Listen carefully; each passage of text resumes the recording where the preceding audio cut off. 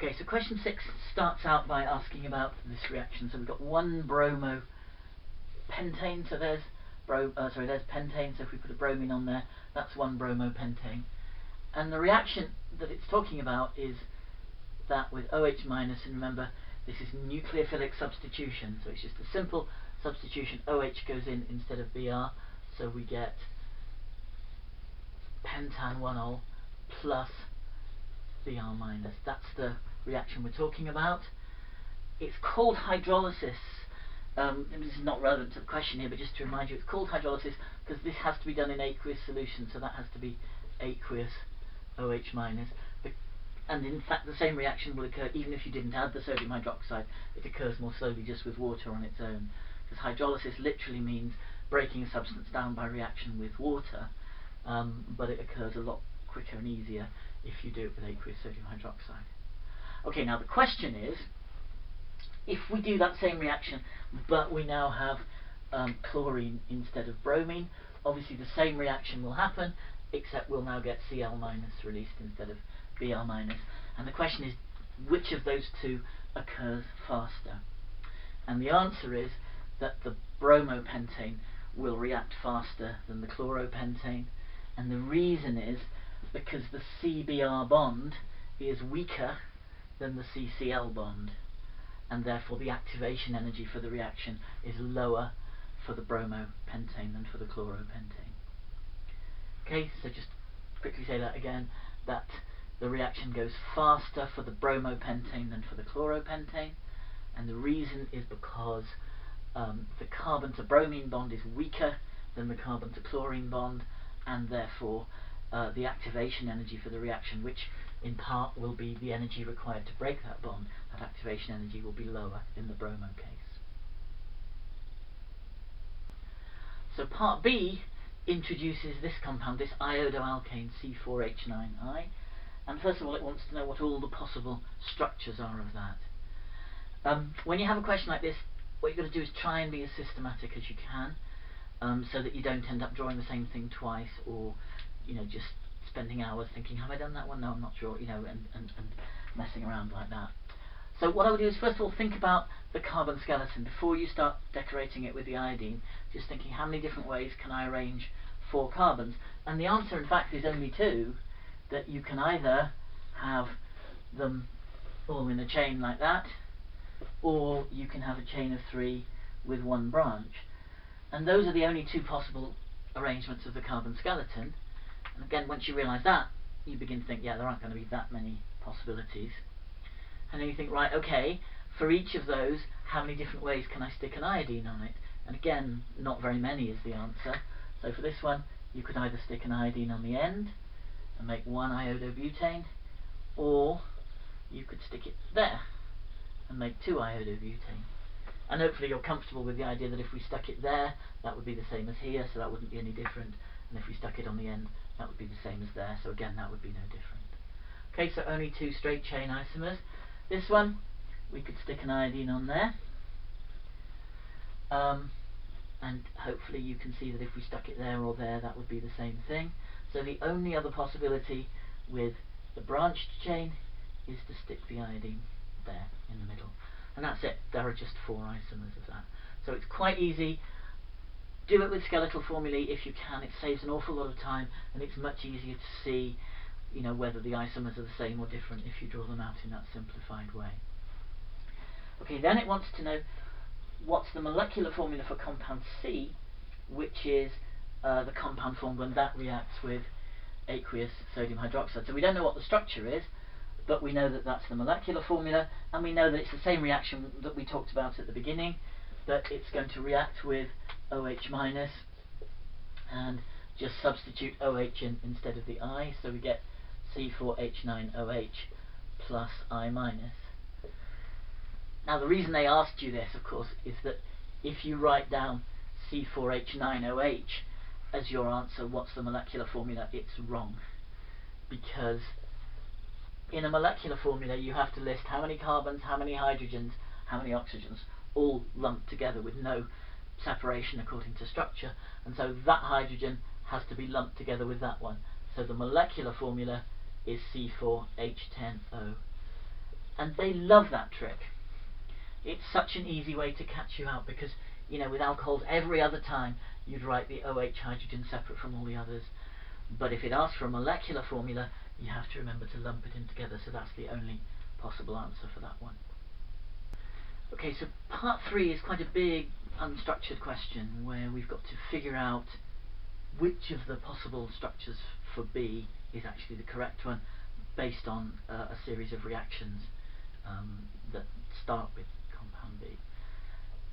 It's actually not hard. None of the individual things are terribly difficult, but what is hard is obviously that there's a lot of ideas you've got to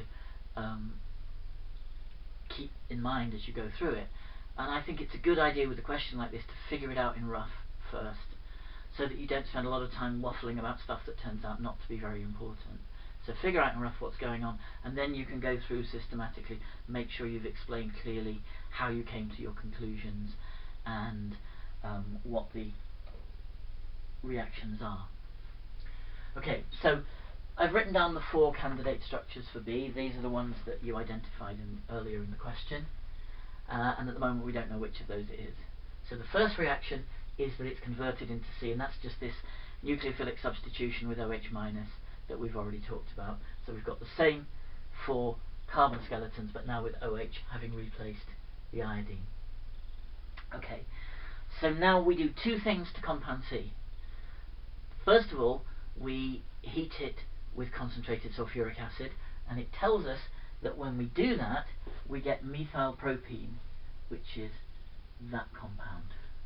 Okay, so propene would be just that, and methylpropene has the extra branch there. So that reaction is one you're supposed to know. Okay, that's called dehydration or elimination of water, and you need to know that when you take an alcohol, you heat it with sulfuric acid.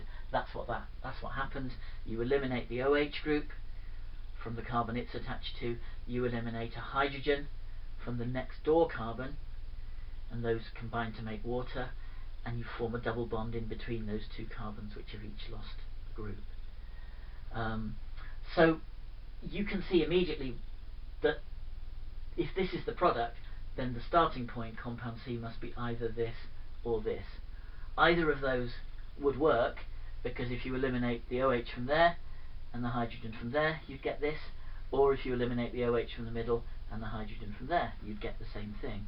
So we can't distinguish between those 2, but we know it isn't going to be either of those, because they're not branched, and you can't just suddenly introduce a branch like that. Okay, so based on that evidence for methylpropene, we can say that the branched alkene implies that we had a branched B and C, and so it's not that and it's not that. We've narrowed it down to those. Now, to go any further, we need to look at the next reaction, which is oxidation with dichromate. So again, this is a big topic in alcohol chemistry. You need to know all about dichromate oxidizing alcohols to various different things. And it tells us that when you take alcohol C and you oxidize it with dichromate, you get a compound whose infrared spectrum is shown there. In fact, you don't even need to get as far as looking at the infrared spectrum to now figure out which alcohol is actually C. Because if we look at the 2 candidates, this one is a primary alcohol, because the carbon with the OH has only one other carbon attached to it. This one is a tertiary alcohol, because the carbon with the OH has 3 other carbons attached to it. And so, if you've learnt your stuff, you'll know that tertiary alcohols cannot be oxidized by dichromate. They simply don't react, because if they did, remember, in oxidation that single bond to OH becomes double bond O, and that's going to be impossible, because that carbon would then have 5 bonds, so it can't do it. So we can rule that one out, because it would not react with dichromate at all. And so we can write down that this compound is not possible, because it can't be oxidized by dichromate.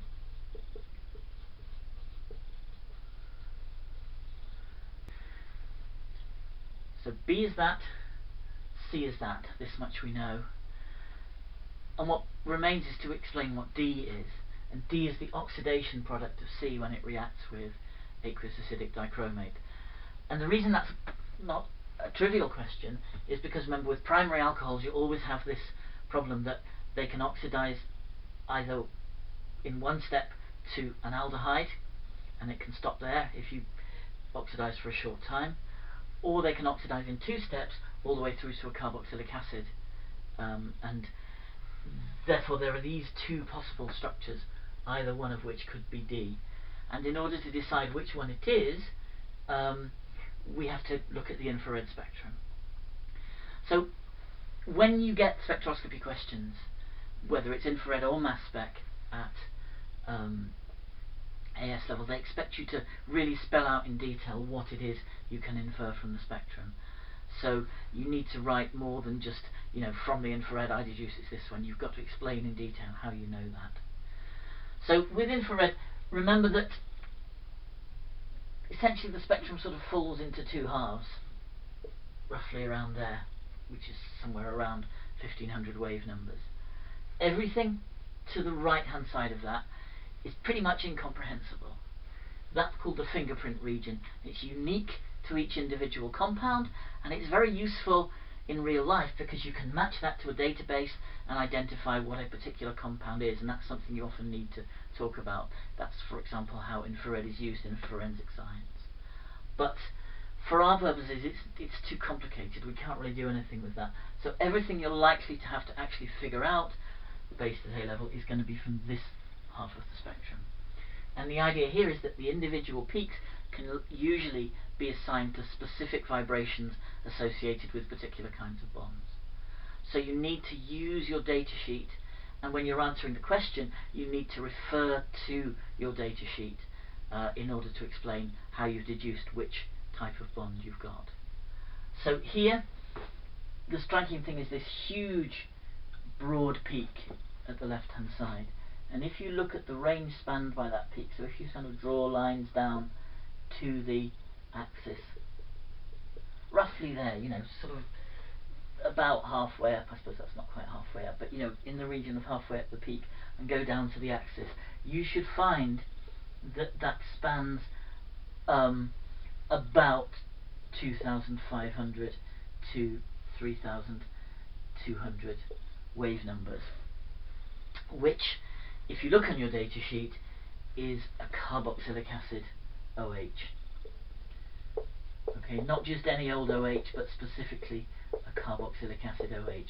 And if you've done some revision, you'll have hopefully got to the point where you sort of recognise that shape, that big broad peak spanning that whole region, is a carboxylic acid OH. That's going to be a strong hint, more than a strong hint really, a strong piece of evidence that the structure of D is going to be this one.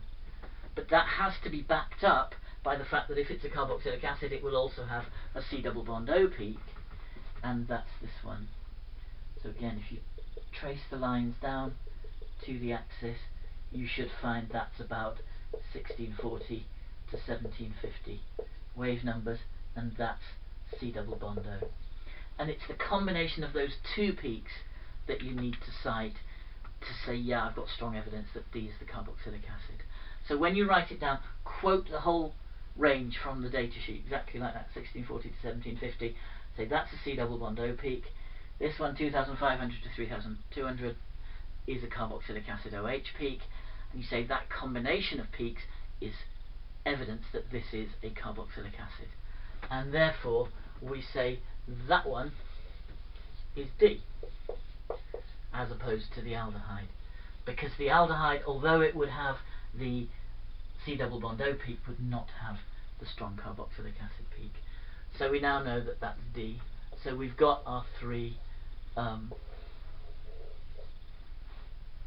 structures identified, and we've also got the infrared accounted for, and we've given our reasoning earlier on in terms of knowing how we knew it was the branched one based on the elimination reaction, how we knew it wasn't the tertiary one based on the oxidation. So that's it, job done, that's all you need to write. On another day, you might well have expected to need to have written equations for those reactions. So make sure that you can do that. But for our purposes, that's it. We've dealt with everything we need to, and that finally is the end of the paper.